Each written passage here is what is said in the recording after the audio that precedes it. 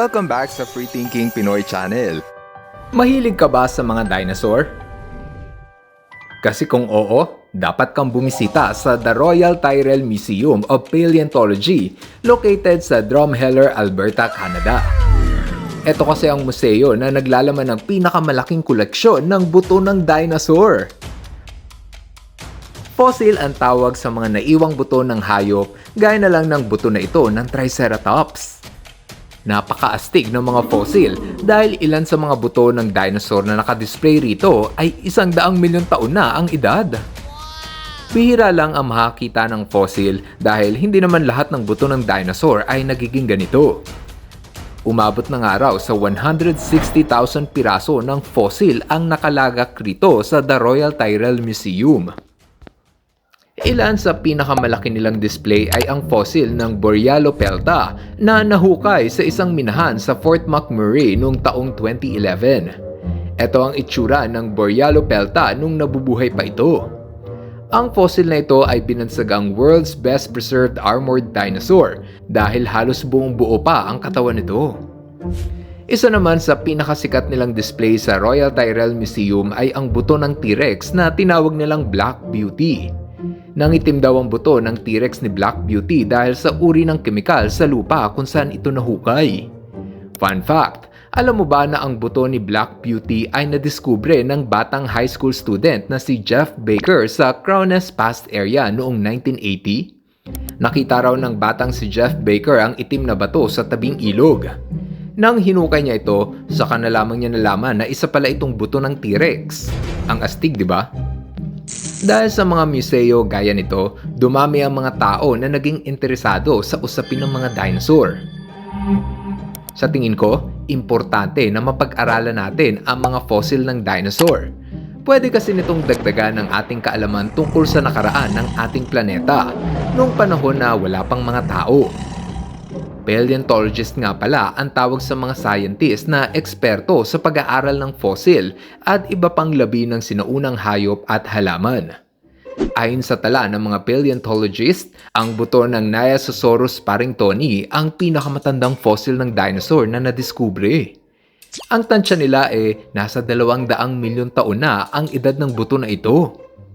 Ito naman ang pinakamalaking fossil na nahukay ng mga paleontologist, ang Patagotitan majorum na nahukay sa Patagonia, Argentina noong taong 2010. May haba ito na 122 feet mula ulo hanggang buntot at maaaring kasing bigat daw nito ang 10 elepante.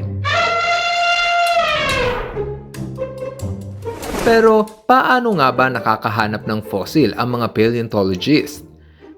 Para makahanap ng buto ng dinosaur, sinusuri muna ng mga eksperto kung anong klase ng lupa ang nasa paligid. Madalas, ang mga mababato, mainit at tuyong lugar gaya ng disyerto ang pinakamagandang lugar para makahanap ng fossil. Kailangan ay matalas ang iyong paningin dahil malay mo, ang bato na nasa harapan mo ay yung buto na pala ng dinosaur. Ayon sa mga paleontologist, madalas daw na magkakasama ang buto ng mga dinosaur sa iisang pwesto. Kaya kung saan sila nakahanap ng isang sample ng fossil, doon na rin sila magko-concentrate sa paghahanap ng iba pang buto ng dinosaur. Hindi madali ang paghahanap ng fossil, kaya kailangan mo ng tiyaga at dedikasyon. At saka, maingat din sila sa pagbubungkal ng lupa dahil ayaw nilang masira ang buto ng dinosaur. Dito papasok ang pagiging eksperto ng mga scientist dahil kailangan sa unang tingin pa lang alam nila kung isa bang bato o isang buto ng dinosaur yung nakikita nila. Para ka daw kasing naka-jackpot sa loto pag nakahanap ka ng fossil dahil ang isang buo at kumpletong set ng buto ng dinosaur ay pwedeng maibenta ng hanggang 1 milyong piso. Ang 5 bansa na may pinakamaraming nadiskubreng fossil ay ang United States of America, China, Argentina, Canada at Mongolia. Sa Amerika, dito nakita ang mga fossil ng Tyrannosaurus Rex at Triceratops. Sa Canada naman, dito nahukay ang buto ng Albertosaurus at Chasmosaurus. Sa China, nadiskubre ang labi ng Microraptor at Mamenchisaurus. Sa Mongolia, nakahimlay ang labi ng mga Velociraptor at Tarbosaurus. Sa Argentina naman ang fossil ng mga Argentinosaurus at Giganotosaurus. Dito mo makikita na bawat bansa pala ay may kanya-kanyang tuklas ng mga dinosaur. Pero paano nga ba nagiging fossil ang buto ng dinosaur? Maraming paraan para maging fossil ang buto, pero may isang proseso na pinakamadalas. Kapag may namatay na dinosaur, kunyari sabihin na lang natin ay Triceratops, dapat mapatungan ito ng makapal na sapin ng lupa, putik, alikabok o kahit semento. Pag nangyari ito, mabubulok ang bangkay ng dinosaur at buto na lamang ang matitira rito. Tapos nun, yung mineral sa lupa at tubig ay manunuot sa mga butas ng buto. Ang tawag doon, permineralization. Kung susuriin mo kasi ang buto ng anumang hayop, meron itong maliliit na butas at dito papasok yung minerals galing sa lupa at tubig. Kapag pumasok sa mga singit-singit ng buto yung minerals, sisiksik rito ang parang semento na mas lalong magpapatigas sa buto. Pagkalipas ng ilang milyong taon, yung buto naging bato na nasing tigas na ng semento. Kaya kung tutuusin, yung fossil ng dinosaur ay hindi na purong buto dahil kinalaunan ay naging bato na ito. Isa sa pinakasikat na fossil na nahukay ay yung sa Oviraptor na kasama pa ang mga itlog nung namatay ito. Teorya ng mga paleontologists na maaaring binabantayan ng Oviraptor ang kanyang itlog nang matabunan ito ng lupa. Nagkaroon daw ng malakas na ulan at nung nag-landslide ng putik, nalibing ng buhay ang Oviraptor. Nahukay ang fossil nito sa China noong year 2021. Mahalaga ang fossil gaya nito dahil nakumpirma ng mga scientist na ang mga nanay na dinosaur pala ay maalaga sa kanilang mga anak. Isa pa sa kakaibang halimbawa ng fossil na nadiskubre ay ang buto ng Protoceratops at Velociraptor na halatang nag-aaway bago ito mamatay at natabunan ng lupa. Teorya ng mga scientist, maaaring tinutugis ng Velociraptor yung Protoceratops. Tapos, natabunan ito ng lupa kaya pareho silang sabay na namatay. Nang mahukay sila ilang milyong taon na ang lumipas, kuhang-kuha pa rin ang eksaktong posisyon ng kanilang tunggalian. Kaya naman mahalaga talaga ang fossil dahil nasisilip natin ang naging buhay ng mga sinaunang hayop. Pero alam mo ba na hindi lang buto ang pwedeng maging fossil? Pwede kasing maging fossil ang pupu o dumi ng dinosaur na tinatawag na coprolite. Maski ang footmarks o yapak ng dinosaur ay pwede rin mapreserba na tinawag namang trace fossil. Pati pala ang bakterya ay pwedeng magmarka sa lupa na tinawag na microfossil. Yun nga lang, kailangan mo ng microscope para makita ang fossil ng mga bakterya. Sa lahat ng fossil, ang insekto na natrap sa loob ng amber ang pinaka-nakamamanghang obserbahan. Nangyayari ito sa tuwing na-stuck ang insekto sa loob ng amber na tumulo mula sa katawan ng puno. Biruin mo yon, na-preserba yung insekto sa loob ng amber kahit ilang milyon taon na ang lumipas. Kung naaalala mo yung pelikulang Jurassic Park, dito sa mga lamok sa amber kinuha ang sample ng dugo ng dinosaur, kaya daw nila na-clone yung mga dinosaur.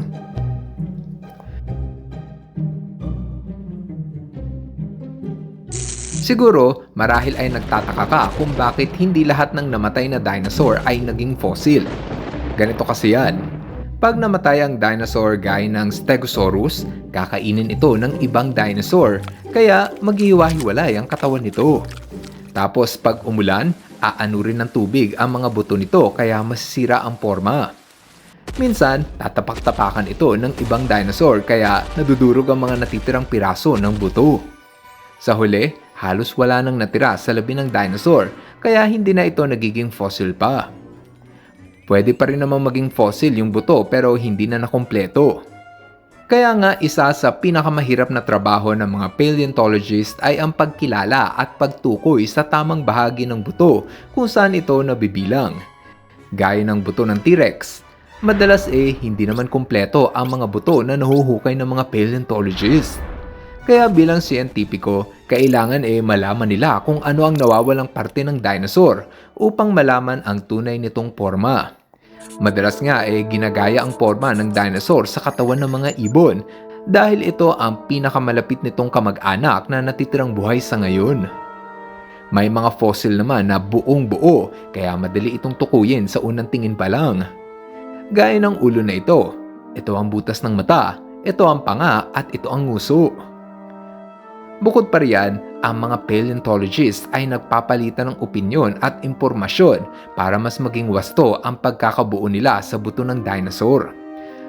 Kumbaga, bago nila ito ipakilala sa buong mundo, kailangang wasto ang pagkakabuo nila sa buto ng dinosaur. Alam nyo, marami pa sana akong gustong i-share sa inyo tungkol sa mga fossil.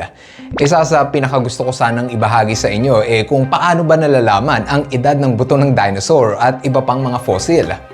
Maraming paraan para alamin yan, gaya na lang ng carbon dating, relative dating, absolute dating at radiocarbon dating. Ito ang mga paraan para matansya kung ilang milyon taon na yung fossil. Pero pag in-explain ko pa yan isa-isa, baka sumakit lang yung ulo natin kakaisip kasi medyo scientific siya. Tsaka masyadong technical yung proseso kaya siguro gagawan ko na lang yan ng hiwalay na video. At i-explain ko sa mas madaling paraan. Ikaw ba, meron ka pa bang ibang katanungan tungkol sa fossil? I-comment mo na yan sa ibaba ng video at magre-reply ako kapag meron akong oras para sagutin yan. Kung marami kang natutunan sa ating kwentuhan, abay dapat lang na pindutin mo ang like button para mas lalo pa i-recommend ni YouTube ang FTP channel sa iba pang viewers na mahilig rin sa mga dinosaurs. Ngayon, andito na tayo sa ating shoutout portion. Hello kay Jim Ryle Katahan. Hello rin kay Kian Andre Lacson, Randy De Los Reyes, Aaron, Tatay Nelson at Nanay Loren ay Masarap, Carl James T. Dukog, at sa pamilya nina Zach Sabian at Zoe Ludwig. Maraming salamat sa inyong panunod. Now, see you guys on our next video. Bye-bye! Hello mga ka-FTP! Ako si Nomer at nagpapasalamat sa inyong panunood. Kung nagustuhan nyo ang video ito, subscribe na sa FTP channel. Don't forget to hit the subscribe button para updated ka sa mga bagong videos. Paalam!